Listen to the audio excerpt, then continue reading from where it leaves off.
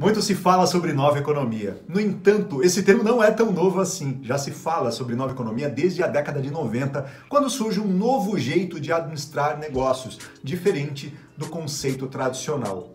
Essa mudança foi ocorrendo aos poucos, foram surgindo empresas revolucionárias que foram mudando o mercado por uma forma diferente de ser. Hoje eu quero falar sobre nova economia, eu vou falar tudo sobre essa mudança que ocorreu desde o início da Revolução Industrial até hoje, qual é o conceito, qual é o jeito novo de fazer negócios e o que você deve pensar na sua empresa. Se você ainda não mudou, já tá tarde, viu? Tá na hora!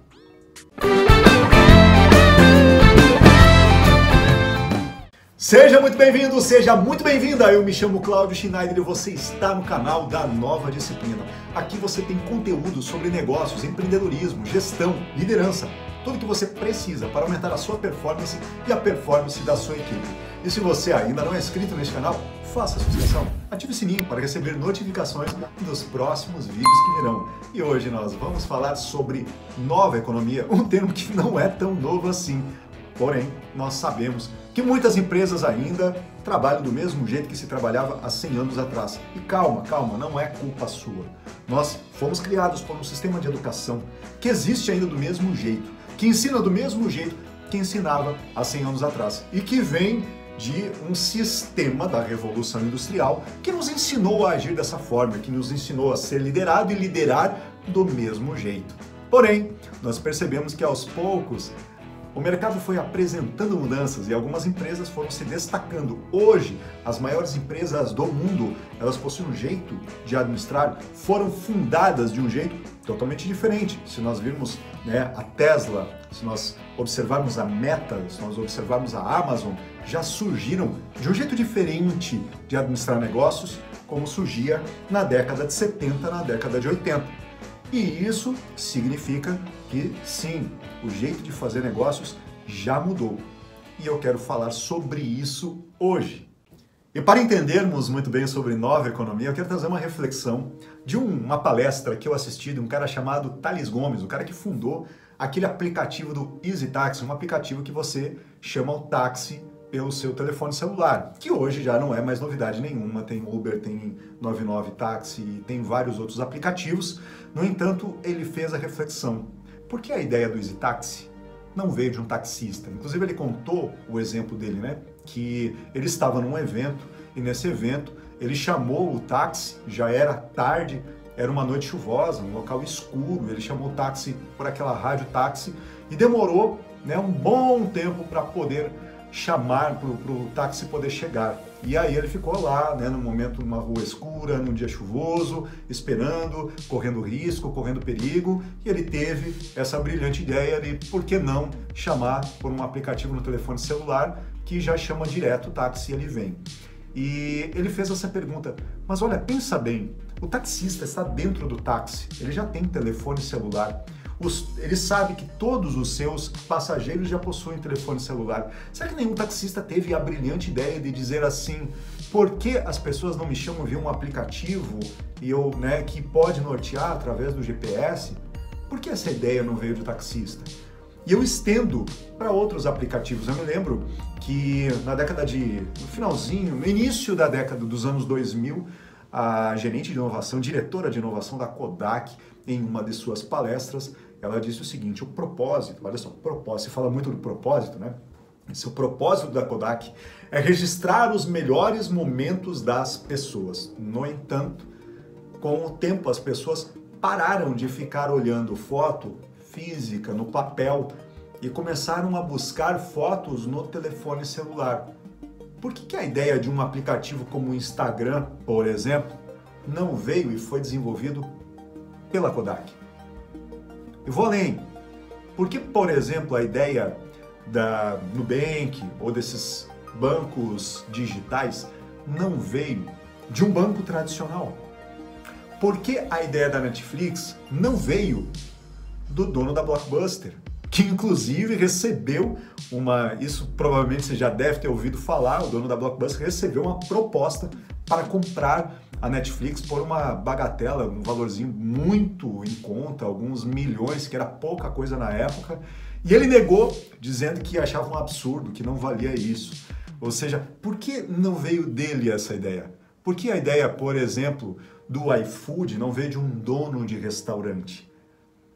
Normalmente, nós nos questionamos, hoje é muito fácil a gente se questionar por que não veio, mas para pensar, se você tivesse um restaurante, se você fosse um taxista, lá na década de 90, início dos anos 2000, você teria tido essa ideia? Por que isso não aconteceu? Será que é um bloqueio criativo? Bom, isso significa que, normalmente, nós estamos acostumados a pensar do mesmo jeito, a agir do mesmo jeito. Inovar é muito difícil quando você está acostumado com aquela operação. Mas isso tem um motivo. E eu quero falar primeiro sobre toda a evolução do mercado desde o início da Revolução Industrial para chegar agora nesse conceito da nova economia e por que a chave deve virar, porque a página deve ser virada, porque nós precisamos olhar com uma nova expectativa hoje. E eu vou trazer um resumão aqui da Revolução Industrial para você entender um pouco melhor tudo o que aconteceu. O que foi a Revolução Industrial? Foi uma descoberta de um novo jeito de produção. Até então, grandes latifundiários possuíam terras e as pessoas ali produziam. De repente, quando vem a descoberta do carvão, do vapor, começa a se descobrir já energia fabricadas através do vapor, as locomotivas, e então quem tinha condições poderia chamar mais pessoas para produzir em maior quantidade e vender, comercializar. Ali começa o comércio com muito mais força, com muito mais eficácia. Para isso ainda precisava de muita gente para poder trabalhar, e aí surge um termo que até hoje ainda é usado, infelizmente, não deveria, mas ainda é usado o termo mão de obra, ou seja, algumas pessoas consideradas apenas braços, ou seja, apenas a função braçal. Baixa a cabeça e faz. Não se valorizava nada sobre pensamento. As pessoas não tinham condições de pensar, elas apenas baixavam a cabeça e faziam. E era isso que aconteceu. Se você está me assistindo aqui, eu tenho quase certeza que você é filho de pessoas trabalhadoras, os teus antepassados eram pessoas que trabalharam muito. Então você vem também de uma origem, provavelmente, né, grandes chances, de vir também de uma origem de gente trabalhadora e carrega isso desde os seus antepassados que, para que você possa sustentar, tem que baixar a cabeça e fazer. Pensa pouco e faz mais. Isso vem lá do início da Revolução Industrial. Então, surge a tecnologia, começa a surgir a energia elétrica, e com a energia elétrica, junto dela, vem também o conceito da produção em escala, daquelas esteiras, e aí vem a linha de montagem, aonde nós já começa aos poucos a se automatizar, pouca coisa ainda, mas começa a vir um novo conceito. Que conceito é esse? O conceito de tempos e movimentos, de um cara chamado Taylor, que trouxe esse conceito, que diz assim: coloque uma pessoa para fazer uma coisa de forma repetitiva que ela vai produzir mais. Passa para uma esteira, para uma outra que vai também trabalhar de forma repetitiva. Essas pessoas apenas fazem. Se você ainda não assistiu, assista um filme muito antigo chamado Tempos Modernos, do Charlie Chaplin, que mostra exatamente como era isso. A pessoa acordava, ia direto para a produção. Foi ali, né, Henry Ford, que traz esse conceito da jornada de trabalho de 8 horas. Então você começa a cair numa rotina. Acorda de manhã, escova os dentes, come alguma coisa, vai trabalhar, chega lá durante 8 horas, você faz uma coisa repetitiva o tempo todo, faz tanto aquela coisa que você acaba ficando bitolado, dentro de uma bitola, fazendo sempre a mesma coisa. Olha que interessante. Então é essa pessoa que está ali só fazendo tudo do mesmo jeito, pensa menos, faz. Ali também vem o conceito de hierarquia, né, que é o grande, né, diretor, o empresário, é aquele cara que está lá, né, no filme Tempos Modernos a gente enxerga isso, está lá numa sala grande, ele só consegue enxergar, olhar pelo janelão, as pessoas produzindo, e ele é o único que para e pensa de forma estratégica no que produzir, para quem vender, né? E ele precisa ali de gerentes, que são as pessoas que estão no segundo nível hierárquico, que descem e estão lá acompanhando. Eles não estão produzindo, mas eles só estão acompanhando se as coisas estão andando ou não. E as pessoas, a grande maioria, só produz. Esse mesmo conceito, ele também vem do mesmo conceito militar, que também foi adotado esse mesmo conceito nas escolas, onde o professor fala e todas as crianças, né, sentam todas ali como operários dentro de uma classe, ouvindo um professor falar, né, assim como tem turnos nos trabalhos, também tem turnos nas escolas para poder produzir do mesmo jeito, da mesma forma. Uma produção em escala, inclusive provas, também do mesmo conceito de produção em escala, onde você tem um conceito e todo mundo tem que acertar. É tudo muito objetivo. Começa a perceber que isso foi educando o nosso jeito. Baixa a cabeça e faz. O problema é ruim, porque o problema é quebrou uma máquina, parou a produção, então tudo para. A maior parte das pessoas não pode pensar, apenas quem pensa é quem está lá em cima. A hierarquia, né? Olha, esse conceito trouxe uma visão de manda quem pode, obedece quem tem juízo, você só pode obedecer, não pode fazer. Todo esse conceito surgiu ali. Então, quando vem já a década de 70, década de 80, começam a vir os primeiros computadores, começa a surgir tornos numéricos com computadores, com controles computadorizados, os braços mecânicos que pega aqui e bota ali, e não sei qual é a sua idade, né? Se você tem uns 40 anos, você já deve lembrar que lá naquela época começaram a dizer agora as máquinas vão ocupar os empregos e muita gente vai para a rua. Só que aí começa a surgir aquelas pessoas que até então eram operários, eles precisam fazer uma faculdade para aprender a apertar os botões certos. Então surgem as faculdades. Década de 80, claro que surgiu muito antes, mas década de 80, década de 90, as pessoas começaram a buscar uma nova capacitação para continuar no mercado de trabalho.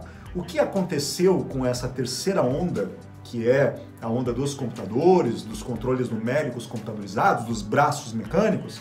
O que aconteceu é que as indústrias começaram a produzir em maior escala. Até então, indústrias produziam para atender demanda. Então, quando surgem os computadores, a escala aumenta, se produz muito mais e não tem gente para comprar. E aí começa a surgir as obsolescências. O que é obsolescência?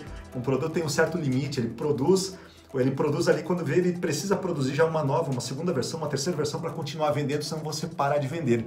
As fábricas começam a se preocupar com tornar os produtos obsoletos com novas versões. E aí o escravo, que era lá na Idade Média, que se tornou mão de obra na primeira fase da Revolução Industrial, que se tornou funcionário, quem faz funcionar na segunda onda da Revolução Industrial, ele continua escravo agora, só que escravo do consumo. Olha só o que acontece, olha que bagunça que aconteceu ali na década de 80, 90, onde agora começam a surgir novos produtos e você, com o teu saláriozinho, ao invés de você ser escravo da operação, você é escravo do consumo. Você tem que produzir mais para conseguir comprar um novo carro, uma nova moto, melhorar a tua casa, os móveis da tua casa, porque está tudo obsoleto. Olha que loucura. Então essa foi a terceira onda. E de repente depois da terceira onda, vem a quarta onda, que é a onda que nós estamos passando agora. O computador já é antiga, coisa da terceira onda. O que surgiu na quarta onda? Surge a inteligência artificial, a Big Data, né, que são os big bancos de dados, e aí a tecnologia sai do hardware e vai para o software, aonde começam a surgir, né, os grandes bancos de dados que tem todos os dados, retém todo o teu histórico. Imagine, se você tem conta no Google, provavelmente tem conta no Facebook, provavelmente tem, a tua vida está toda mapeada por essas grandes empresas. Além disso, né, além de saberem tudo da tua vida, eles ainda começam a oferecer produtos e serviços diretamente para você poder comprar mais. Mas o que acontece agora é que com a inteligência artificial, a maior parte, as máquinas começam a se tornar mais inteligentes e fazer todo aquele trabalho que até então o ser humano fazia. E hoje não é mais novidade, existe um hotel no Japão que não tem nenhum funcionário humano, tudo é máquina, você chega lá, né, já dá o teu check-in através do teu celular, ele identifica a tua língua, ele já se comunica na sua língua, tem robôs ali, um Tiranossauro Rex na recepção, recepcionando você, te dando boas-vindas, e você já vai direto para o teu quarto, depois que tu finaliza, os próprios robôs já limpam, já fazem tudo. E existe hoje um advogado, né, que é um advogado com inteligência artificial, que se chama Watson, da IBM, que hoje já responde por mais de 80% das causas do eBay. Hoje existe um programador chamado, se eu não me engano, IGP3. Esse programador ele já faz toda a programação através de inteligência artificial. Então, inteligência artificial, internet das coisas e big banco de dados vai assumindo tudo aquilo que nós fazemos de forma automática. Então, tudo que nós aprendemos na primeira onda, segunda onda, terceira onda, começa a cair por terra. Por quê? Porque a máquina vai fazer tudo isso. Só que nós aprendemos a pensar de forma automática. E a gente aprendeu a fazer sempre as mesmas coisas, seguir as mesmas rotinas. E a máquina vai fazer isso. O que vai acontecer com a gente? Bom, existe uma estatística que diz que em 2030 já terá uma máquina que vai ser mais inteligente do que um cérebro humano. Agora imagine essa máquina operando com outras máquinas que já pensam são mais inteligentes que o cérebro humano, juntas. Até 2040 haverá uma máquina mais inteligente do que toda a humanidade junta. No entanto, não há nada que diz que elas serão mais conscientes. Elas poderão ser mais inteligentes, mas não serão mais conscientes, porque a consciência não está relacionada somente com a tua capacidade cognitiva de analisar informações de forma lógica, que é o que a máquina está fazendo. A nossa consciência está relacionada com sentir o outro, com ter empatia, né? Coisas que a máquina ainda não está pronta para isso. Existem duas coisas que as máquinas não serão capazes de substituir, que é a empatia e a criatividade. A máquina até pode fazer alguns cálculos matemáticos para fazer alguma coisa nova dentro de uma probabilidade, mas inovar de forma disruptiva vai ser muito difícil a máquina fazer, pelo menos não há previsão que essa máquina será mais consciente. Ou seja, agora que as máquinas vão fazer tudo, chegou o momento de nós nos desprendermos do piloto automático, sermos mais conscientes, empáticos e criativos e podermos voltarmos a ser novamente seres humanos, que olham nos olhos, que conversam com as pessoas. Então aquele líder que até então funcionava, né, do termo bem mecanicista, de uma forma de comando e controle, eu falo, você obedece, tem que fazer, hoje essa liderança já está se tornando obsoleta. Começam a surgir pessoas inovadoras e criativas que vão pensando no ser humano em si, em criar soluções que ninguém pensou ainda. Existe um termo muito usado, uma frase muito usada pelas startups que diz: se você não for capaz de destruir o teu negócio, o teu concorrente vai destruir. O que isso quer dizer? Quer dizer que se você não for capaz de desfazer tudo aquilo que você sempre fez de forma automática, alguém vai fazer isso para você. E o nosso papel hoje, nessa nova economia, é pensar de forma criativa, pensar de forma empática, ter uma visão mais clara através de um propósito muito claro, através de uma visão sistêmica, entendendo que quanto mais eu produzo, mais eu posso beneficiar quem está ao meu redor. As pessoas não querem mais trabalhar em uma empresa para ser escravos dela. As pessoas querem poder trabalhar em uma empresa onde elas têm voz, têm poder de decisão, podem ajudar as pessoas a serem seres humanos melhores. A sua empresa, estamos na época de criar empresas com a humanidade aumentada. O que é essa humanidade? Empresas verdadeiramente humanas, focadas no desenvolvimento humano, pensando nas pessoas, porque pessoas que querem ficar do seu lado, crescer, evoluir com você, vão ajudar você de forma criativa e empática a desenvolver o teu negócio, fazer com que a tua empresa cresça. Essas empresas da nova economia já perceberam isso desde a década de 90. Infelizmente, a maior parte das empresas ainda não abriu os olhos para pensar assim. Mas o jeito de administrar, voltar para comando e controle, é um mando e você tem que fazer. É só tarefa de fazer as coisas acontecerem. Isso é segunda onda, primeira onda, segunda onda, até terceira onda da Revolução Industrial. Estamos no momento de desprender. Agora, mais do que nunca, é o momento de você se desprender dessa escravidão mental que foi criada nesse tempo. Cláudio, então significa que esse momento foi um momento muito ruim? Não, ele foi um momento necessário. Fez com que nós fomos aos poucos evoluindo. Só que agora é o momento, deixa a máquina fazer o que ela veio para fazer e seja o que você veio para fazer. Você veio para ser um ser humano no mundo, para olhar para as outras pessoas, para aprender com as pessoas, para evoluir como ser humano, para conhecer novas pessoas. E é justamente agora é o momento de ser assim. E agora eu vou falar uma coisa que vai te impactar. Mas o estilo mais atual de liderança, ele não é tão novo assim. Ele já foi percebido há mais de 2000 anos atrás, quando um carinha lá, filho de carpinteiros, sem ter nível hierárquico em nenhuma empresa. Ele simplesmente, do jeito dele, foi buscando um pescador aqui, né, uma outra pessoa ali, um cobrador de impostos lá, e reunindo essas pessoas através de uma mensagem muito clara, sendo ser humano e ajudando essas pessoas a serem melhores, essas pessoas a serem tão humanas e melhores, elas se tornaram grandes líderes ao lado dele, e cresceram e evoluíram, e ele se transcendeu.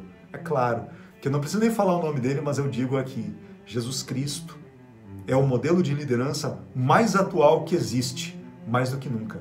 É hora de nós abrirmos os olhos, deixarmos de ser escravos do dever, de cumprir tabela e cumprir tarefa. Não é hora de ficar olhando carga horária e cobrando dentro de um conceito, mas é hora de ser humano, é hora de transcender, é hora de fazer o que você veio para fazer.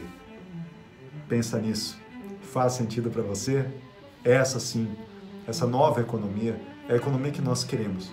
Uma economia onde todos podem evoluir, uma economia não voltada para uma escassez, uma economia voltada para a abundância. E eu quero saber, faz sentido para você? O que está faltando para você agora ser um líder de nova economia? Comente aqui, deixe o seu comentário. Se você curtiu esse vídeo, deixa aqui o seu like e aproveita, inscreva-se no canal, ative o sininho para receber notificações que eu vejo você no próximo vídeo. Um forte abraço! Valeu!